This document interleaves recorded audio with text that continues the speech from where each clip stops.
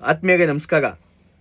ಮಗು ಇನ್ನೂ ತಾಯಿ ಗರ್ಭದಲ್ಲಿದೆ ಅನ್ನುವಾಗಲೇ ಅನೇಕ ಪೋಷಕರು ನನ್ನ ಮಗುವನ್ನ ಯಾವ ಪ್ಲೇ ಹೋಮ್ ಸೇರಿಸಬೇಕು, ಯಾವ ಶಾಲೆಯನ್ನು ಆಯ್ಕೆ ಮಾಡ್ಕೋಬೇಕು ಎಂಬುದನ್ನು ಚಿಂತೆ ಮಾಡ್ತಿರುತ್ತಾರೆ. ಇದು ನಿಜಕ್ಕೂ ವಿಪರ್ಯಾಸ.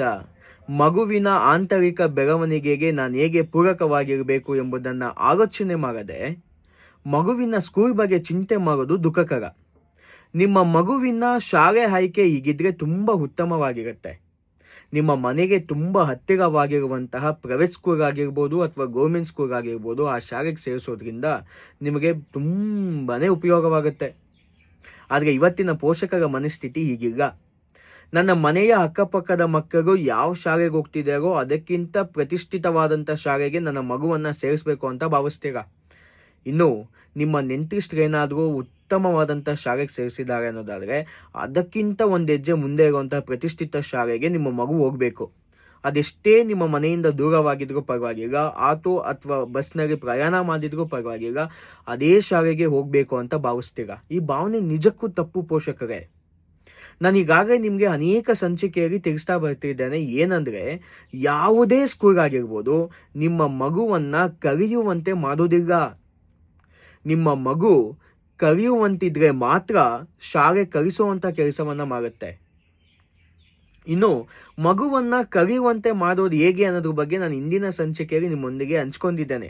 ಆ ಕೆಲಸವನ್ನು ಮಾಡಿದರೆ ಸಾಕು, ನೀವು ಯಾವುದೇ ಶಾಲೆಗೆ ಸೇರಿಸಿದ್ರು ಮಗು ಕಲಿಯುವಂತಾದರೆ ನಿಜಕ್ಕೂ ತನ್ನ ಶೈಕ್ಷಣಿಕ ಬೆಳವಣಿಗೆಯಲ್ಲಿ ಉತ್ತಮವಾದಂತಹ ಸ್ಥಾನವನ್ನು ಮಗು ಪಡೆದುಕೊಂಡಿರುತ್ತೆ. ಆದರೆ ನಾವು ಮಗುವಿನ ಜ್ಞಾನ ಸ್ವೀಕಾರಕ್ಕೆ ಬೇಕಾಗಿರುವ ಸಾಮರ್ಥ್ಯವನ್ನು ಕಲ್ಪಿಸಿಕೊಡದೆ ನಮ್ಮ ಸ್ಟೇಟಸನ್ನು ಪ್ರತಿರೂಪಿಸುವಂಥ ಕೆಲಸವನ್ನು ಮಾಡ್ತಿದ್ದೇವೆ. ಹತ್ತಿರದ ಶಾಲೆಗೆ ಸೇರಿಸೋದ್ರಿಂದ ಎಷ್ಟೇಗ ಅನುಕೂಲ ಗೊತ್ತಾ? ನಿಮಗೆ ಹಣ, ಶ್ರಮ ಮತ್ತು ಸಮಯ ಉಳಿತಾಯವಾಗುತ್ತೆ. ಇನ್ನು ಮಗುವಿಗೆ ದೂರದ ಪ್ರಯಾಣ ಕಡಿಮೆಯಾಗಿ ಮಾನಸಿಕ ಒತ್ತಡವೂ ಕಡಿಮೆಯಾಗಿ ಅವನಿಗೂ ಸಹ ಶ್ರಮ ಮತ್ತು ಸಮಯ ಉಳಿತಾಯವಾಗುತ್ತೆ. ಈ ಶ್ರಮ ಮತ್ತು ಸಮಯ ಉಳಿತಾಯವಾಗಿದೆಯಲ್ಲ, ಇದೇ ಶ್ರಮವನ್ನು ಜ್ಞಾನ ಸ್ವೀಕಾರಕ್ಕೆ ಬೇಕಾಗಿರುವ ಸಾಮರ್ಥ್ಯವನ್ನು ವೃದ್ಧಿಸಿಕೊಳ್ಳೋದಕ್ಕೆ ಬಳಸಿಕೊಂಡ್ರೆ ಸಾಕಲ್ಲ. ಇನ್ನು ಉಳಿತಾಯವಾದಂತಹ ಹಣದಲ್ಲಿ ನೀವು ನಿಮ್ಮ ಮಕ್ಕಳಿಗೆ ಪೂರಕವಾದಂತಹ ಪುಸ್ತಕಗಳನ್ನು, ಕತೆ ಪುಸ್ತಕಗಳನ್ನು, ಗಣಿತ ಪುಸ್ತಕಗಳನ್ನು ಇವೆಲ್ಲವನ್ನು ಖರೀದಿಸಿ ಮಕ್ಕಳಿಗೆ ಕೊಡಿಸಿದ್ರೆ, ಮಕ್ಕಳು ಅದನ್ನು ಓದುವಂತೆ ಮಾಡಿದರೆ, ಮಕ್ಕಳಿಗೆ ಪುಸ್ತಕದ ಪ್ರೀತಿ ಬಂತು ಅಂದರೆ ಐ ಪ್ರಾಮಿಸ್ ಯು, ಮಗು ಯಾವ ಸಬ್ಜೆಕ್ಟಾಗೂ ಫೇಲ್ ಆಗೋದಕ್ಕೆ ಸಾಧ್ಯನೇ ಇಲ್ಲ. ಈ ಹಂತದಲ್ಲಿ ಮಗುವಿಗೆ ಪುಸ್ತಕದ ಮೇಲೆ ಪ್ರೀತಿ ಬರುವಂತೆ ಮಾಡಿ.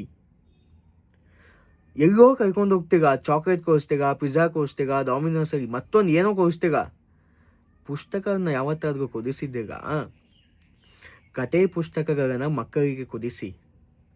ಆರಂಭಿಕವಾಗಿ ಅದು ಓದೋದಿಲ್ಲ ಅಂದ್ರೂ ಓದುವಂತೆ ನೀವು ಪ್ರೇರಣೆ ನೀಡಿ.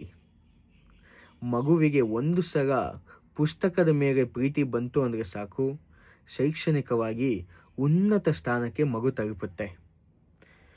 ಇದರಿಂದ ನೀವು ಶಾಲೆಗೆ ಸೇರಿಸೋದಕ್ಕೆ ಲಕ್ಷ ಹಣವನ್ನು ತೆರೆಯಬೇಕಾಗಿಲ್ಲ.